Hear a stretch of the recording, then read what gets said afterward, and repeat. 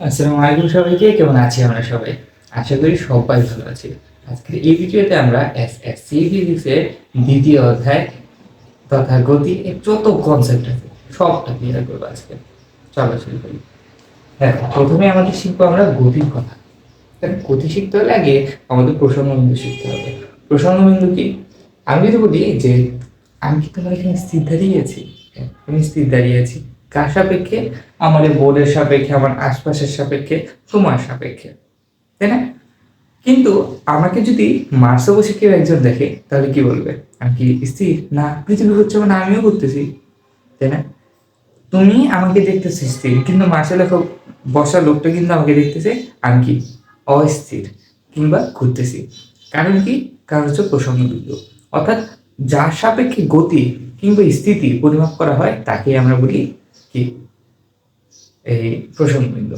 এখন প্রসঙ্গ বিন্দুর সাপেক্ষে কোনো কিছু যদি চলমান থাকে তবে তার অবস্থাকে আমরা বলি গতি, এবং প্রসঙ্গ বিন্দুর সাপেক্ষে কোনো বস্তু যদি অচলমান থাকে অথবা স্থির থাকে তখন আমরা তার অবস্থাকে বলি স্থিতি। এখন এই গতিটা আমাদের বইয়ে প্রায় 4টা প্রকার আছে এবং একটা বিশেষ একটা প্রকার আছে। এখন প্রথম প্রকারটা হচ্ছে সরলরৈখিক গতি। সরলরৈখিক গতি কিরকম?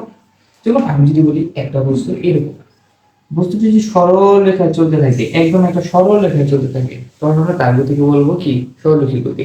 অর্থাৎ একটা দিক একদিকেই থাকবে, দিক দুটো হবে না, সরল রেখে এগিয়ে যাবে। সরল রেখা যদি এইভাবে এগিয়ে যায় তখন আমরা সেই বলবো সরলরৈখিক গতি।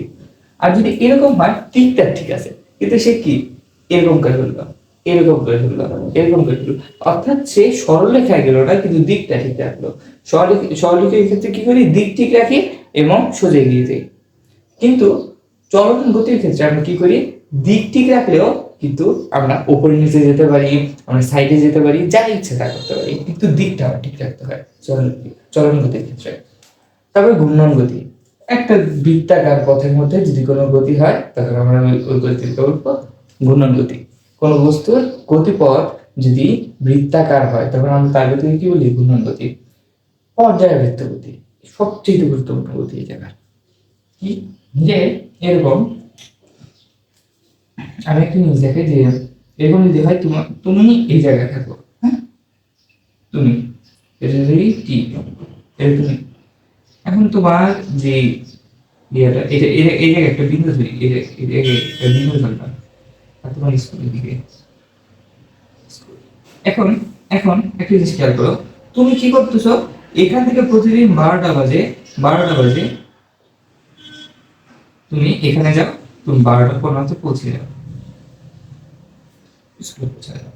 এবং তুমি 12টা, তুমি একই গতিতে চলো, ধরো তুমি 12টা থেকে 12টা 15 মধ্যে এই বিন্দুটা একবার অতিক্রম করো, তারপরে আবার স্কুল থেকে ফেরার সময় এই বিন্দুটাকে একবার অতিক্রম করো। প্রতিদিন অনবরত এই কাজটা তুমি করো একই সময়, 12টা থেকে 12টা 15, 12টা থেকে 12টা 15, আবার কি 4টা বাজে যদি ছুটি হয় তাহলে কি 4টা থেকে 4টা 15। প্রতিদিন তুমি একই বিন্দুকে পর্যায়ক্রমিক ভাবে অতিক্রম করো, এটাকে কি বলি আমরা? পর্যায়বৃত্ত গতি। বুঝছো? আর যদি ব্যাপারটা এরকম হয়, এরকম দাঁড়ায় যে তুমি এই জিনিসটাই এই জিনিসটাই করতেছো, কিন্তু অর্ধেক সময় তুমি কাটাইতেছো একদিকে এবং অর্ধেক সময় তার বিপরীত দিকে। ব্যাপারটা কিরকম? যেমন আমি একটা জিনিস এরকম ছেড়ে দিলাম, যে একটা বস্তুকে আমি টান দিলাম, এটা এই পর্যন্ত উঠলো, এই পর্যন্ত সর্বোচ্চ উঠলো, তাহলে কি হবে? এই বস্তুটা এই পর্যন্ত সর্বোচ্চ উঠে তারপরে আবার এদিকে ফেরা শুরু করবে, একটা সহজলক যদি চিহ্ন তৈরি, এদিকে ফেরা শুরু করবে, তারপরে কি করবে? এটা আবার এই পর্যন্ত যাবে, এই পর্যন্ত কতটুকু যাবে? দেখো এটা সমান, এটা যতটুকু উপরে গেছে এইটুকু উপরে যাবে, এইটুকু উপরে যাবে, যাওয়ার পরে আবার এদিকে এসে পড়বে। দেখো ও এখান থেকে একবার এদিকে এই জায়গাটা অতিক্রম করে, এই স্থিতিশীল অবস্থাতে আছে, আবার এদিকে যে এইখান থেকে আবার অতিক্রম করে। এখন ভাইয়া দেখো, তুমি একটা নির্দিষ্ট সময় পর পর ও এই জায়গাটাকে বারবার অতিক্রম করতেছে, এবং ও যতটুক সময় এই কাজটা করে, এর পর্যায়কালটা যতটুক, সেই সময় অর্ধেক সময় সে এই পাশে কাটায় এবং বাকি অর্ধেক সময় সে তার বিপরীত পাশে কাটায়, এই পাশে কাটায়। অর্থাৎ যদি কোনো পর্যায়বৃত্ত গতি এরকম হয় যে তার পর্যায়কালে অর্ধেক সময় সে একদিকে এবং বাকি অর্ধেক সময় তার বিপরীত দিকে কাটায়, তবে সেই বস্তুর গতিকে আমরা বলবো SHM অথবা সিম্পল হারমোনিক মোশন, যেটাকে আমরা বাংলায় বলি সরল স্পন্দন গতি। সরল স্পন্দন গতি এত ইম্পর্টেন্ট যে আমাদের কিন্তু একটা অধ্যায় আছে এইচএসসিতে এই জিনিসটা সম্পর্কে। এখন দেখো আমি সমীকরণগুলো লিখে রাখছি। এখন একটা জিনিস মনে রাখবা, এই সমীকরণটা বোঝার আগে আমাদের বুঝতে হবে যে সরণ কোনটা, মন্দন কোনটা, তারপরে বেগ কোনটা, স্কেলার কোনটা, এগুলো আমাদের একটু মনে রাখতে হবে। এখন দেখো স্কেলার রাশি কোনটা, ভেক্টর রাশি কোনটা, এটাকে দেখো, একটু পাতে দেখো। স্কেলার রাশি কোনটা, ভেক্টর রাশি কোনটা। স্কেলার রাশি হচ্ছে সেই সকল রাশি যেগুলো প্রকাশ করতে আমার দিক লাগে না, আর যেগুলো প্রকাশ করতে দিক লাগে ওটাকে বলি ভেক্টর রাশি। যেমন আমি যদি বলি তোমার ভর কত, তুমি কি বলবা আমি মানে পাতেল্লা ভাবে আমার ভর হচ্ছে 60 কেজি আর কোনাকুনি ভাবে হচ্ছে আমার বেগ 50 কেজি, এই কথা কি বলবা তুমি? তুমি বলবো উত্তর দিকে 60 কেজি, দক্ষিণ দিকে 60 কেজি, বলবা না। তুমি কি বলবা আমার ওজন 60 কেজি। কিন্তু আমি তোমাকে যদি বলি সূর্য গতি করতেছে, সূর্যের কিন্তু আমার দিক লাগতেছে, সূর্য ওঠারটা দিক লাগতেছে, আবার স্মরণ, বেগ, যে জিনিসগুলো আমরা শিখবো একটু পরে, সেগুলোকে তো আমার দিক কিন্তু আবশ্যক, সেগুলোকে তো আমার দিক আবশ্যক। সেই সকল রাশিগুলোকে আমরা বলবো কি ভেক্টর রাশি, এবং যেগুলোর ক্ষেত্রে আমার দিক লাগে না ওটা কি বলবো স্কেলার রাশি। এবার খুব মনোযোগ দিয়ে দেখো, এখন আমার সবচেয়ে গুরুত্বপূর্ণ 5টা জিনিস, যে দূরত্ব, সরণ, মন্দন, ত্বরণ, এগুলো। এখন প্রথমে শিখবো যে দূরত্ব কি। দূরত্ব হচ্ছে এক স্থান থেকে অন্য স্থানে দিকবিহীন দূরত্ব, অধিকান্ত পথ। একটা জায়গা থেকে অন্য জায়গায় যদি আমি স্থানান্তরিত হই, যে পরিমাণ পথ অতিক্রম করবো সেটা আমার দূরত্ব। কিন্তু যদি আমি ওটা দিক সহ উল্লেখ করি, যে আমি উত্তর দিকে একটু দূরত্ব অতিক্রম করছি, সেটাকে আমি কি বলবো সরণ। তারপরে একটা নির্দিষ্ট দিকে আমি যে পরিমাণ দূরত্ব অতিক্রম করবো একক সময়ে, অর্থাৎ 1 সেকেন্ডে আমি যে পরিমাণ দূরত্ব অতিক্রম করবো একটি নির্দিষ্ট দিকে, সেটাকে বলবো আমার বেগ। এবং একটি নির্দিষ্ট দিকে যে পরিমাণ দূরত্ব অতিক্রম করবো অর্থাৎ দিক ছাড়া, এটা যদি আমি বের করতে পারি সেটাকে আমি কি বলবো আমার দ্রুতি। তাহলে আমরা একটু লিখতে পারি যে দেখো দূরত্ব কোনটা, দূরত্ব কমা কি বলবো দ্রুতি,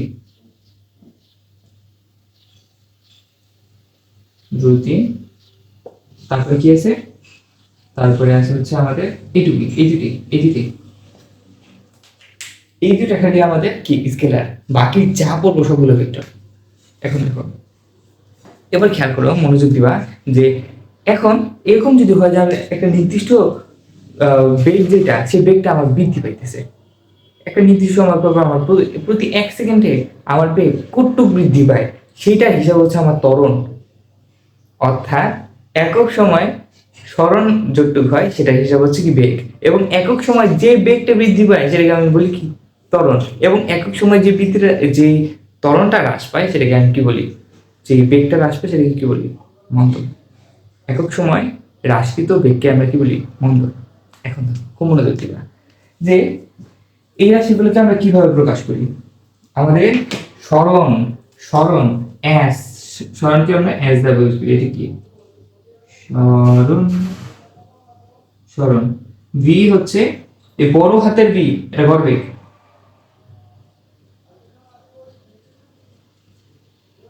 তারপরে কমা দিয়ে এখানে লিখি, এই ছোট হাতের ভি হচ্ছে কি শেষ বেগ।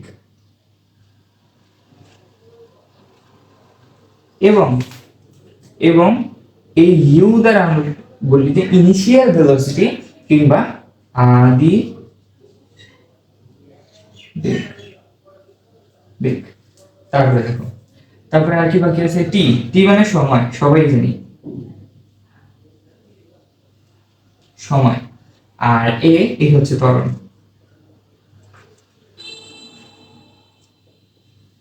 এ হচ্ছে ত্বরণ। এবার দেখো আমরা এই 4টা জিনিস শিখলাম। এখন আমরা এই সমীকরণ থেকে দেখাবো। প্রথম সমীকরণ হচ্ছে s=vt। এটা কোন সমীকরণ হবে, সমবেগ। সমবেগ মানে কি, মানে আমার বেগের কোনো বৃদ্ধি হচ্ছে না, ত্বরণ শূন্য, ওই সময় এটা ব্যবহার করব। এটা কোন সময় ব্যবহার করব, সমবেগ। আর এই বাকি 3টা আমি ব্যবহার করব সমত্বরণ। সমত্বরণের ক্ষেত্রে। এই কনসেপ্ট মনে রাখবা, এস ইজ ইকুয়াল টু বিটি, এটা আমি সহবেগের ক্ষেত্রে ব্যবহার করবো। অর্থাৎ আমার যদি শুধু বেগের উল্লেখ থাকে, আমার ত্বরণের উল্লেখ না থাকে, তাহলে আমি এটা ব্যবহার করবো। আর বাকি তিনটা ব্যবহার করবো সমত্বরণের ক্ষেত্রে। অর্থাৎ ত্বরণের উল্লেখ থাকলে আমরা এই তিনটা ব্যবহার করবো। কারণ দেখো এই তিনটার মধ্যে কিন্তু এ আছে, এটার মধ্যে এ আছে, এটার মধ্যে এ আছে। আবার যদি বলি আমার টাইমের উল্লেখ না থাকে, টাইমের উল্লেখ না থাকে কিন্তু কিছু একটা বের করতে বলছে, টাইমের উল্লেখ নাই, বেগ বের করতে বলছে, সরণ বের করতে বলছে, ত্বরণ বের করতে বলছে, যাই বের করতে বলছে, আমার বেগ টাইমের উল্লেখ নেই, তাহলে আমি কি করবো? এই যে টাইমের উল্লেখ না থাকলে কিছু একটা বের করতে বলছে, টাইমের উল্লেখ নাই, এই অবস্থায় এটা ব্যবহার করবো। আবার যদি আমার সরণ দেওয়া থাকে কিংবা সরণ বের করতে বলে, টাইম দেওয়া অবস্থায় যদি আমার মনে করো টাইম দিয়ে দিছে, তাইলে আমি এই দুইটা সমীকরণ দেখা দেখাবো।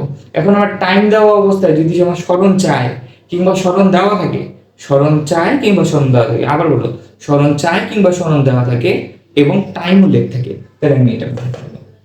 আর যদি আমার কি হয় যে সরণ না দেওয়া থাকে, তাহলে আমি এটা ব্যবহার করবো। সরণ না দেওয়া থাকলে এটা ব্যবহার করবো, সরণ দেওয়া থাকলে এটা কিংবা সরণ চাইলে এটা। এবং সাথে যদি টি এর মান, কিন্তু আমার টি এর মানটা দিয়ে খালি খেয়াল রাখবা টি এর মান আছে কি নাই। টি এর মান না থাকলে এটা, দেওয়া থাকলে এটা, এবং এটা সরণের সাথে থাকলে এটা, সরণ না থাকলে এটা। শেষ। এখন শিখবো আমরা পদার্থবস্তু। পদার্থবস্তুর ক্ষেত্রে কি করি জানো? পদার্থবস্তুর ক্ষেত্রে এই প্রত্যেকটা জায়গায় যে এস এর জায়গায় আমরা বসে দিই এইচ, এর জায়গায় এর জায়গায় বসে দিই জি। জি মানে কি জানো? অভিকর্ষজ ত্বরণ। এটার মান কত? জি ইজ ইকুয়াল টু 9.8। এটা আবার হিসাব করতে বের করতে হয় না, এটা আমার মুখস্থ রাখবা। হ্যাঁ, জি ইজ ইকুয়াল টু 9.8। তারপরে এটাও জি, যত এ আছে জি বানাবে। সমত্বরণের ক্ষেত্রে জি কনসেপ্টে ছিল, আর ওই সমবেগ এই কনসেপ্টে, সেম কনসেপ্টে রাখবা, এখানে আর কোনো পরিবর্তন নেই। শেষ। এইটুকুই খালি আমাদের পরিবর্তন। এখন এখন এই সূত্রগুলো, এই যে আমি দেখাই দিলাম না, এইচ বসাবা, খালি মানে নামগুলো একটু চেঞ্জ করে দিবা। বাকি আমি যেভাবে তোমাদের শিখেছি সমবেগের সমত্বরণ, এখন মনে রাখবা পরন্ত বস্তু আর নিক্ষিপ্ত বস্তু দুটোটার ক্ষেত্রে আমার এই সূত্রটা আমি ব্যবহার করতে পারবো না। এই সূত্রটা আমি ব্যবহার করতে পারবো না, কারণ কি সমবেগে তো পড়া সম্ভব না, ত্বরণ তো আছে, ত্বরণ থাকলে তো কি আমি এই সূত্র ব্যবহার করতে পারবো না। এই তিনটা সূত্র এখানে আমার লাগবে, একটা সূত্র আর বাদ। পরন্ত বস্তুর ক্ষেত্রে আমরা এই তিনটে সূত্র খেয়াল রাখবো। আর ওই যে টাইম আর উচ্চতার ক্ষেত্রে আমি কি বলছি, টাইমের ক্ষেত্রে কি বলছি যে আমার টাইম উল্লেখ না থাকলে আমি সূত্র ব্যবহার করবো। টাইম যদি উল্লেখ থাকে এবং সাথে আমার সরণ চাই কিংবা দেওয়া থাকে, তাইলে আমি এই সূত্র ব্যবহার করবো। আর যদি এরকম হয় যে আমার টাইমের সাথে সরণ উল্লেখ নাই, তাহলে আমরা এই সূত্র ব্যবহার করবো। বুঝছো?